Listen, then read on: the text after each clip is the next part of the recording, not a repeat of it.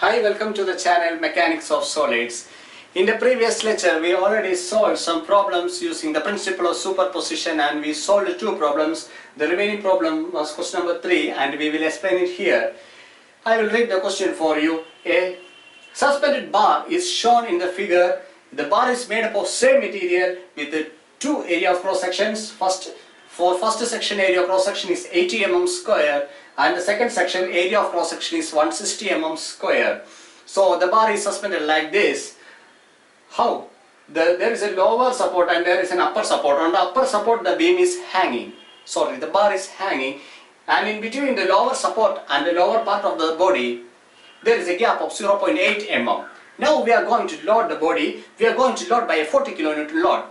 By the application of this 40 kN load, it is said that this gap will get closed. Okay. Then what will be the reactions R1 and R2 occurring to this bar? And then it is asked to find out the stresses on these two blocks. Given elastic modulus is 2.5 gigapascal. 2.5 gigapascal means it's a steel. Okay, right? Okay. Now let us draw the reactions in this bar. So here this is the upper support. On this upper support there is a bar, part 1 of the bar, and there is another part here with a gap of 0.8 mm.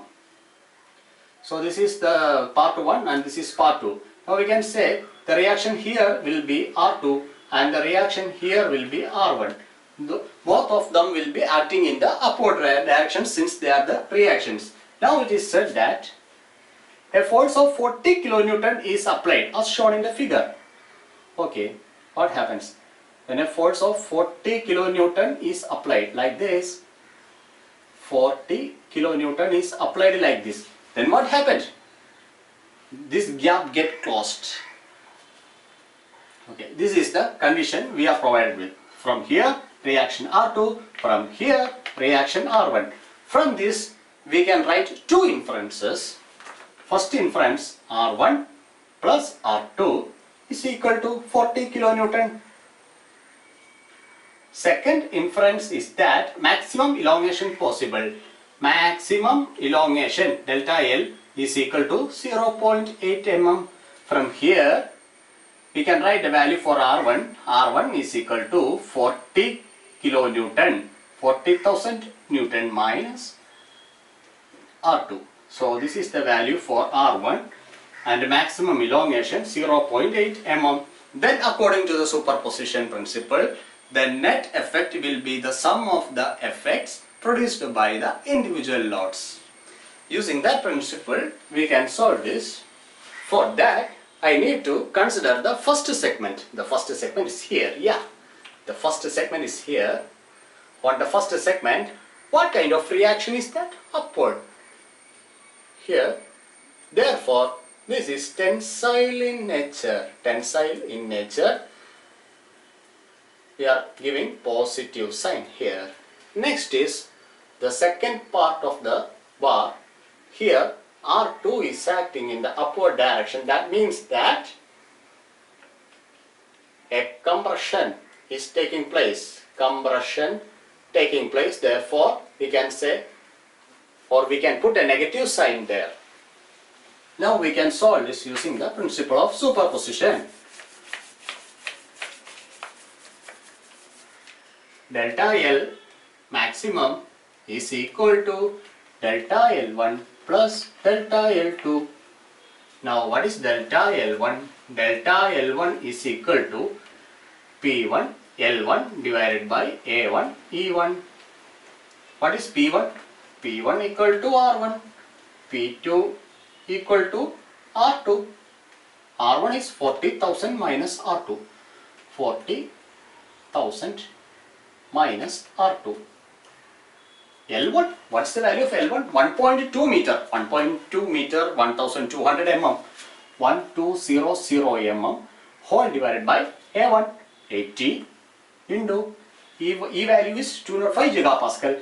205 into 10 raised to 3 Newton per mm square. Converting gigapascal to mm, Newton per mm square. So we got the value for delta L1. Now delta L2, what is its nature? Compression will be minus P2 L2 divided by A2E2. Okay, now substitute the values. P2 is equal to R2. R2, L2 value is 2.4 meter. R2 into 2400 whole divided by 160 mm square into 205 into 10 raised to 3 Newton per mm square. Now we have the value for delta L1 and delta L2. Now we can substitute the value here. This is negative. By substituting the value here, we will get the value of R2 and R1. By substituting this L1 and L2 here and giving delta Lmax is equal to 0.8. Now 0.8 is equal to 40,000 minus R2 into 1200 divided by 80 into 205 into 10 raised to 3 minus R2 into 2400 divided by 160 into 205 into 10 raised to 3. On solving this, we will get the value for R2.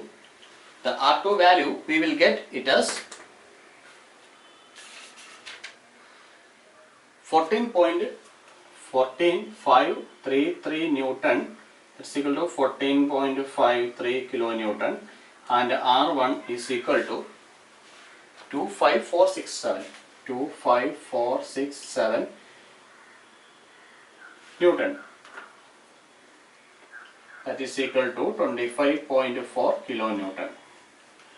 Now we are asked to find out the stresses acting on this bar for part 1 and part 2 of the bar. This is part 1, this is part 2. So for the stresses on the part 1, sigma 1 is equal to load divided by area, that is equal to R1 divided by area. How much it is given?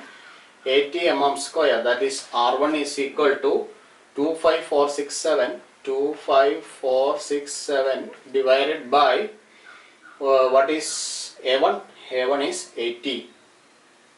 We will get the value of sigma 1. Sigma 2 is equal to R2 divided by A2, that is equal to 14,533 divided by A2 is 160. We will get the value of sigma 2 also. Sigma 1 318.3 megapascal. And the sigma 2 you will get it as 90.8 megapascal. This will be compressive stress, compressive in nature, and this is tensile stress. So this is our conclusion. This was a previous university question. In that previous university question, the gap was not given here. Instead, the gap was given in between the two blocks. In between the block 1 and block 2, there was a small gap of 0.5 mm or like that. Wherever the gap may be, that's not an issue for us. We have to understand one thing from that: the maximum elongation possible will be 0.8. What is the gap length?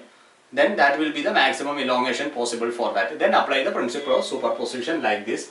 And you must understand the direction of reactions. Then only you can put the value for this positive or negative signs for delta L1 and delta L2. You must take care of that. Okay, thank you.